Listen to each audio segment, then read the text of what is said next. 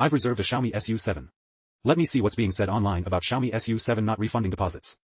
Consumers have complained about Xiaomi SU7 deposits being non-refundable. Some of these consumers have even formed rights protection groups and sought media exposure. Their argument is that since the vehicles are still in pre-production and haven't been manufactured yet, why can't they be refunded? Xiaomi didn't inform me before I selected the options. I just browsed briefly, and it automatically locked in the configuration. The truth of the matter is that without experiencing it firsthand, one doesn't have the authority to speak. That's why I directly placed an order for one.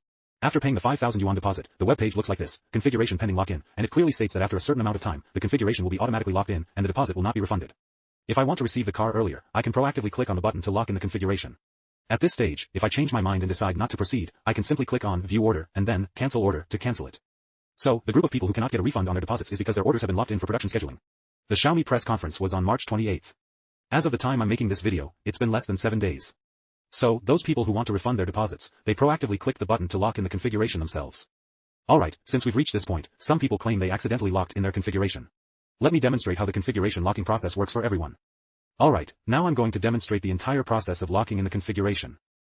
Clicking here prompts a reminder. Once the configuration is locked, the order will enter the production stage and the configuration cannot be changed. Okay, lock in the configuration.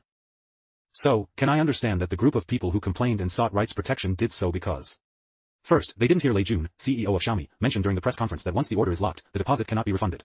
Second, they carelessly overlooked the warning that the deposit would not be refunded after locking in the configuration. Third, they accidentally clicked the button to lock in the configuration. Fourth, they didn't notice the pop-up warning indicating that changes couldn't be made after locking the configuration, and inadvertently proceeded to confirm the lock. With so many instances of oversight, they still locked in the configuration, but then decided they didn't want it and requested a refund. The explanation provided by Xiaomi indicates that the deposit is non-refundable. However, after this, the individuals went to the platform to complain and even formed a rights protection group. Are they a group of consumers or lawless individuals? What exactly are their intentions? Returning to the logic of one of these individuals, they argue that since the cars haven't been produced yet, why aren't they allowed to get a refund? Why not, you might ask. You see, while you only notice that your order has locked in a car that's yet to be produced, behind the scenes, your order information has already entered Xiaomi's production pipeline. It involves transmitting information, ordering materials, and synchronizing information with production and after-sales departments.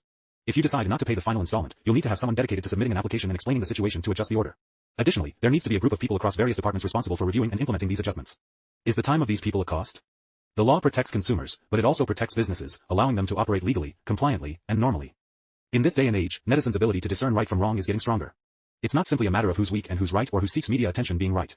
So, what's your take on Xiaomi not refunding the deposit?